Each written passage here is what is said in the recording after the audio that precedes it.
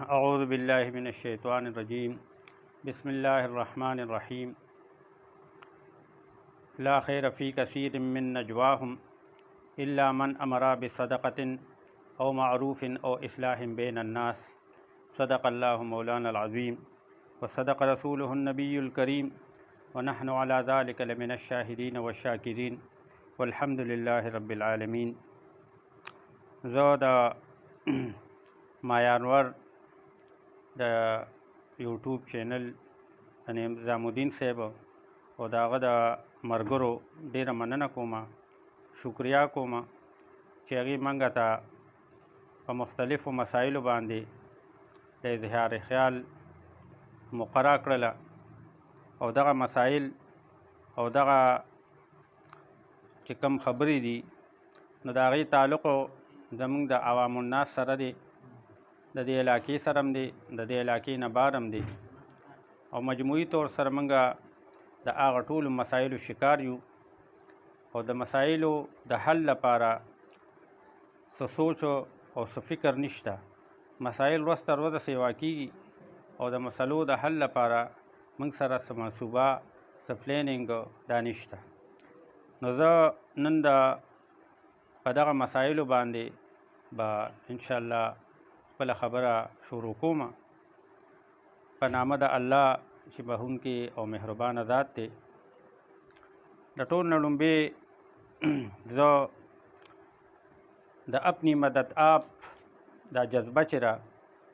نو دا په موږ کې مجموعي طور سره ختمه شوې ده. هر څیز کې موږ حکومت طرف ته نظر کوو او هر څیز موږ حکومت طرف ته منسوب کوو چې حکومت به راځي، اداره به راځي او هغه به موږ ته چیرې نو دا مسلې حل کوي. په بعضو مسایلو کې به حکومت زموږ مرسته کوي او په بعضو مسایلو کې به موږ په خپله د هغې د حل څه شکل جوړو او هغه مسلې به په خپله باندې هواروو. د هغې نه یو د اپنی مدد آپ دا جذبه ده. لکه مثال په دې معاشره کې د صفایي دا یو شعبت والو چې صفایي په اسلام کې دیتا نصف الایمان ویلی شي، دا نیم ایمان دی. نو دا صفایي یو د ماحول په اعتبار سره صفایي ده، یو د محلې په اعتبار سره، یو د خپل کور په اعتبار سره، یو د جسم په اعتبار سره. نو د جسم په اعتبار سره ځان پاک ساتل الحمدلله دا خبره وجود کې شته. د کور په اعتبار سره د کور پاکوالی دا خبره وجود کې شته. خو بیا د علاقې او د محلې په اعتبار سره د هغه ماحول د صفاوالي په اعتبار سره دا خبره لا وجود ته نه راغلی او چې کومه جذبې به په مونږ کې مخکې وي هغه جذبې چې دی نو هغه ختمې شولې. اوس محله کې زما کور دی نو زما د دې کور مخې ته محله چې را کوڅه چې را یا روډ چې دی نو د دې پاکوالی زما انساني تقاضم ده. انساني تقاضم ما ته د دې خبرې اجازت را کوي او دا خبره راته واضحه کوي چې به حیثیت د انسان زه به خپل ماحول او د خپله علاقه او د خپله کوڅه د هر قسمه ګندګۍ نه، د هر قسمه علایشو نه دا به زه پاکه ساتم. نالې ده نو نالې هم زما د کوڅې مخې ته ده. اوس موږ کور پاک ساتو، ځان پاک ساتو، خو د محلې په اعتبار سره موږ وایي چې حکومت به راځي او دغه شان بلدیاتي اداره ټیمې والا به راځي او د موږ دا کوڅې به پاکوي. نو دا یا په دې روډ کې دا کډي شوي یا دا روډ چې دی نو خراب شوی دی. نو اوس حکومت خو هغې سره خو بلا مسایل دي او هغې به په یو مسله باندې چې موږ یې راغواړو چې یاره ما ته دا مسله او زه په خپله هغې حل کولی شم او زه هغه حکومت ته پرېږدم نو دا د انساني بشري تقاضا باندې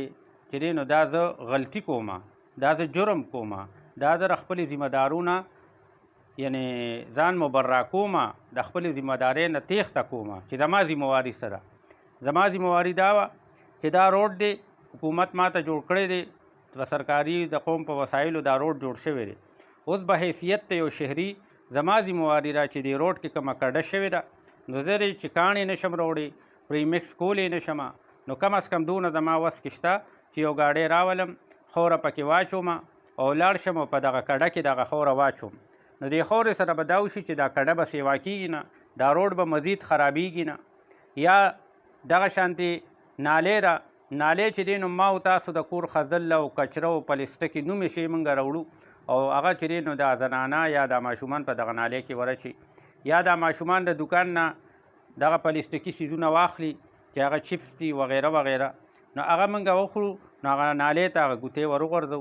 کاغذ نالې ته ورغورځېږي یا پلسټک کا نو ان تر دې چې هغه نالې بند شي نو بیا موږ اوبه ګنده اوبه زموږ په دې روډونو پرې محلو کې ګرځي نو دا خبرې داري چې اسلام هم موږ ته دې تعلیم را کړی دی او انساني تقاضې هم دا دي چې موږ به د زناورو غونټه کې وخت نه تېرو بلکې زناور هم په خپل ځای په پاکوالي باندې هغه زموږ نه ښه پوهېږي هغه هم وي چې یو سپی یو ځای کې کیني نو لومبې په لکې باندې ځان ته هغه ځای هغه ماحول ځان ته پاک کړي نو بیا په پاک ځای کیني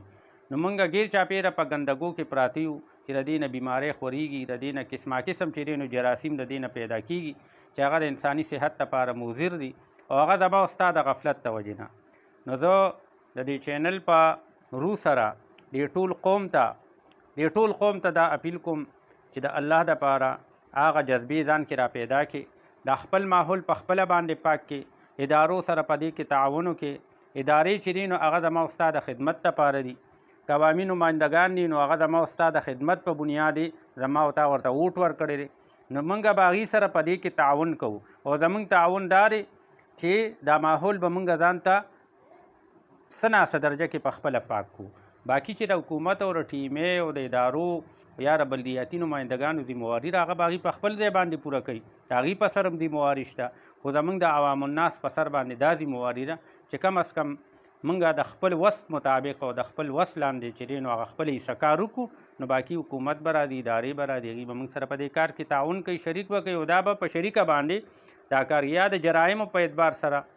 چې جرایم پر معاشره کې کېږي نو موږ زه دا نه وایم چې انتظامیه د دې خبرو نه مبرره څه ناسه غفلت ته انتظامیې هم شته خو څه ناسه غفلت زموږ هم شته دی موږ په یو جرم باندې سترګې پټې کړو جرایم پیشو ته موږ سپورټ ورکوو د هغه سفارش وکړو د هغه لپاره چې دی نو لاره وباسو هغه ته پناه ورکړو د هغه درپرده یا علانیه یا درپرده د هغه په شا باندې موږ ولاړ یو نن چې هغه یو جرم وکړي او زه د جرم په بنیاد باندې انتظامیه راشي هغه گرفتار کړي نو زموږ عوامو کې داسې خلک شته دی چې هغې درپرده لړ شي او یا پیسه وچلي یا سفارش وچلي خو هغه مجرم چې دی نو هغه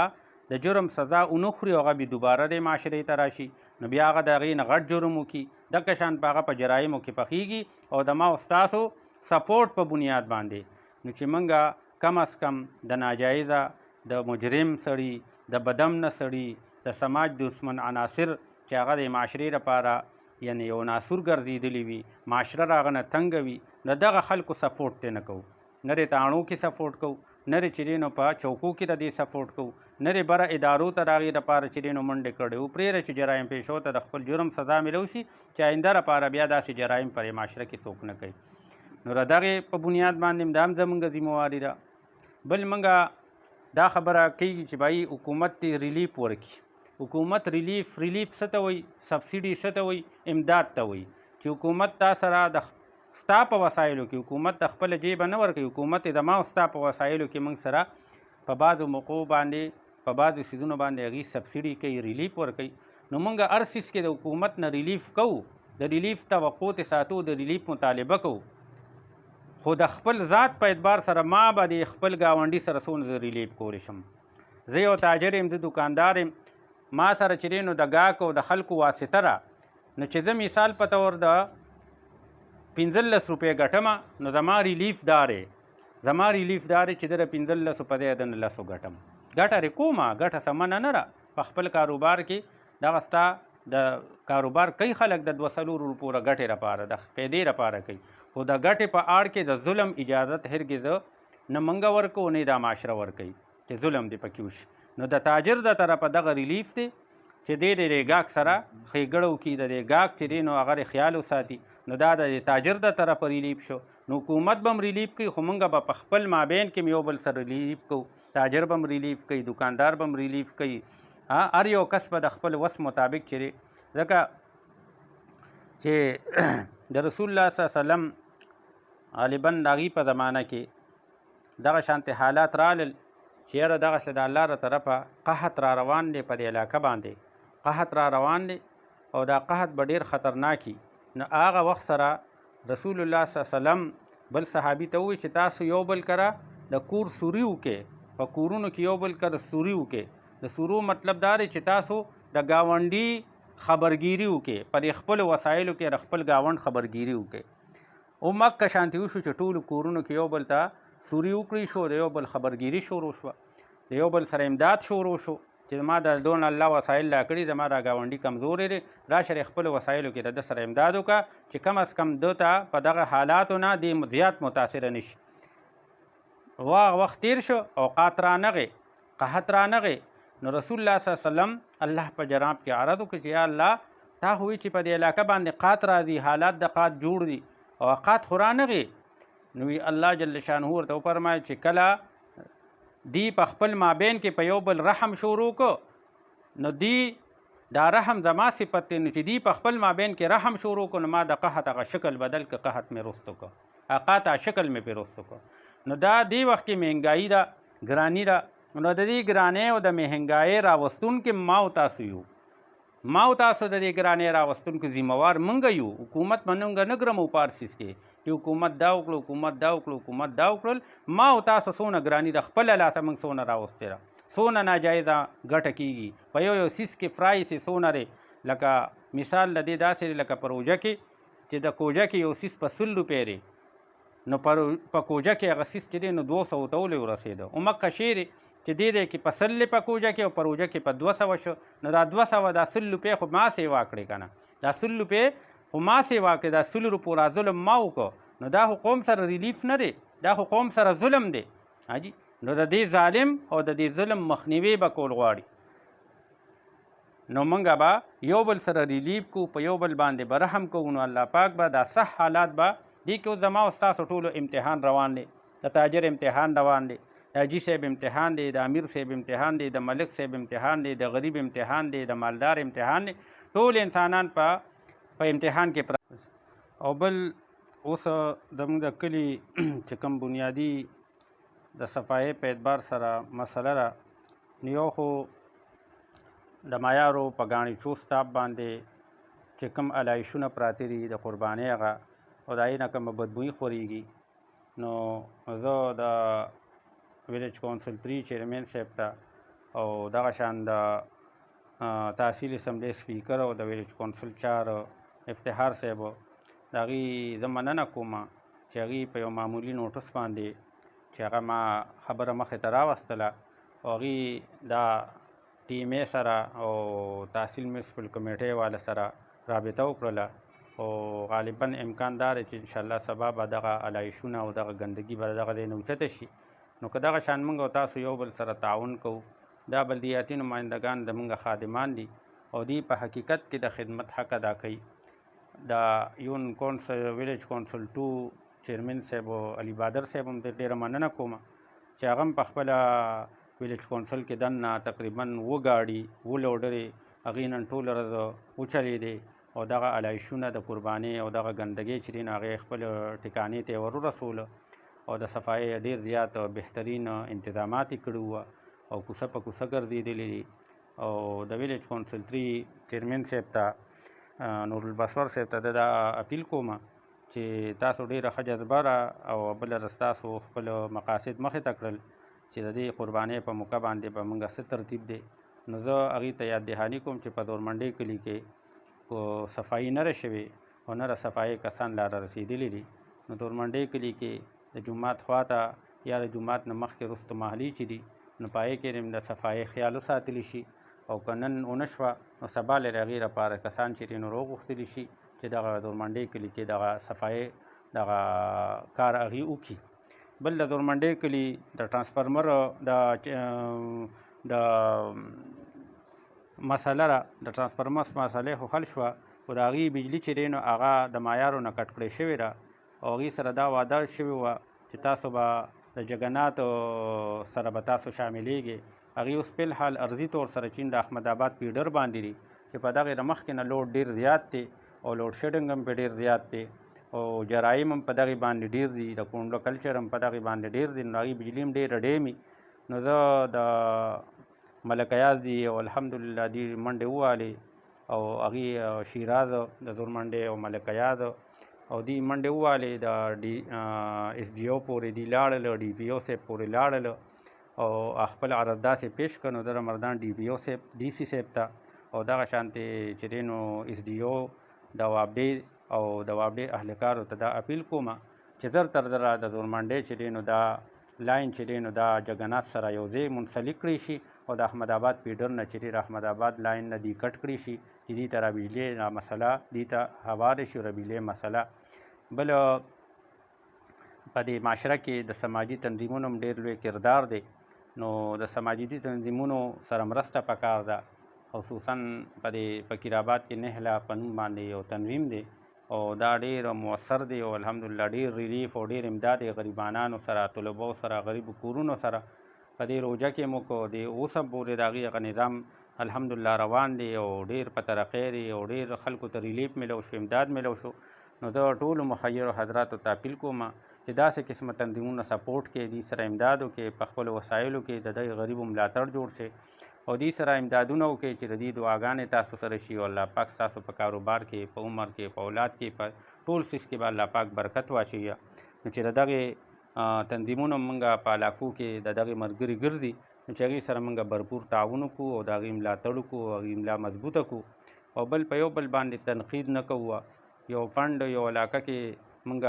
فنډ دی هغه د یو څیز دپاره پیسې راغونډې شوې نو موږ منفي طرف ته لړ شو موږ وایو را پیسې دې سړي وخوړې حالانکې پیسې هغه خوړلې نه خو موږ حقیقت ته ګورو نه او بس په سنی سنی بات خبره باندې موږ لړ شو موږ په هغه باندې اعتراضات شروع کړو نو هغه عجز که د خدمت خلق په بنیاد باندې کار کوي هم نو زموږ د اعتراضاتو په وجه سره هغه دل برداشته شي زړه مات شي او هغه د هغه میدان نه هغه د هغه کار نه لاس وویندي نو داسې خلکو باندې تنقید نه لرې پکار دا زموږ سپورټ کوي د دې فنډ چې کوم موږ پیسې جمع کړي دي مثال د بجلی په شعبه کې موږ پیسې جمع کړي ګیس په شعبه کې موږ جمع کړي دي یا په بله شعبه کې موږ جمع کړي دي او څوک د دغې ذموار دي نو هغوی به یو پیسې یو پیسه به هغوی زموږ په ښه باندې راولي دا خوراک والني خو زموږ ذهن منفي طرف ته لړ شي نو د دغې روحجان هم چې نو مخنیوي پکار دی چې څنګه ذهنونه کلیر شي پاک شي او موږ په یو بل باندې اعتماد وکړو بروسه وکړو نو انشاءالله دا معاشره به هم په ترقۍ باندې رواني دا علاقه به هم په ترقۍ باندې رواني زموږ به هم خیر کېږي او د نورو به هم خیر کېږي چې انشاءالله په دې مسایلو باندې موږ او تاسو چې نو یو بل سره تعاون وکړو د یو بل ملاتړ وکړو او علما کرام د منبر او د محراب نه په دې باندې خبره شروع کړي نو انشاءالله زر تر زره به چې نو دا علاقه د ترقۍ په لور باندې روانه شي نو د دې ټولو خیال ساتل پکار دي الله دې ما او تاسو ټولو ته د عمل توفیق آسان کړي او زه د دې درې واړو ویلیج کونسلو د چیرمینانو ډېره مننه کوم چې هغوی پر خپلو ویلیج کونسلو کې د صفایي دا مهم ډېر په تیزۍ روان کړ او الحمدلله نن ډېر حده پورې چې نو هغه صفایي هغه خبره مخې ته راغلله او قربانۍ هغه علایشونه چې هغه ګندګي چې وه هغه ټکانو ته ورسېده او سبا له به م انشاءالله په دې باندې کار کیږي او دا د ټیمې دفتر نه گاډي راځي او د روډونو په خوا کې چې کوم ډیرانونه دي او ما او تاسو دا کوشش وکړو چې کم از کم د روډ خوا کې ډیران نه اچو ډیران لپاره ځان له یو ځای مختص کړو بل دا روډونه موږ کولو کړو دا موږ تنګ کړي دي دکاندار فټپات بند کړی دی بیا مخې ته ګاډۍ ولاړه ده یې چنګچې سټاپ یې جوړ کړی دی خود ساخته نو چې د دې نه موږ پرهیز وکړو روډ ته خپل حق پرېږدو روډ کولو کړو چې زموږ د لاسه روډونه نه تنګېږي لارې نه تنګېږي نو انشاءالله چې دا لارې کولو وي لارې صفایي وي د کوڅې صفایي وي نو په دې باندې به موږ ښه ښکارو نو چې د دغې انشاءالله ما او تاسو خیال وساتو او په دغې که څوک ایکشن اخلي نو چې د هغه مخالفت نه کوو بلکې د هغه سره تعاون وکړو چې دا زما او ستا د خیر او زما او ستا د فایدې لپاره دا خبرې کېږي بل د آیس په بنیاد باندې موږ به ډي بي او صاحب سره انشاءالله زر تر زره ملاقات هم کوو ملک ایاز صاحب دی او زموږ ملګري به شي د راهمن ملګري به شي ورسره او ډي پي او صاحب سره ملاقات کوو چې انشاءالله د آیس په بنیاد باندې موږ هر قسمه تعاون ته د سود د آیس او د قبضه مافیا خلاف زموږ دا جنګ الحمدلله روان دی نو د دغې په باره کې به انشاءالله موږ ډي پي او صاحب سره ملاقات کوو چې دا اسپروش او دا اسپروشۍ مخنیوي وشي او چې را کوم خلک پکې په خرڅولو کې مبتلا دي دې ته دې توبه طایب شي دا خپل کار غلط کار دا پرېږدي او چې کوم سکون کې دي نو چې د دې په علاج باندې فوقیت ورکړي شي توجه ورکړي شي او د دې علاج وشي او دا د یو معاشرې چې دی نو دا یو فایدهمنه شهري وګرځي او د ملک او قوم دپاره د خیر سبب جوړ شي. نو دا انشاءالله د موږ او ستاسو مخې ته دا مسایل دي چې په دې باندې موږ او تاسو غور وکړو. وما علینا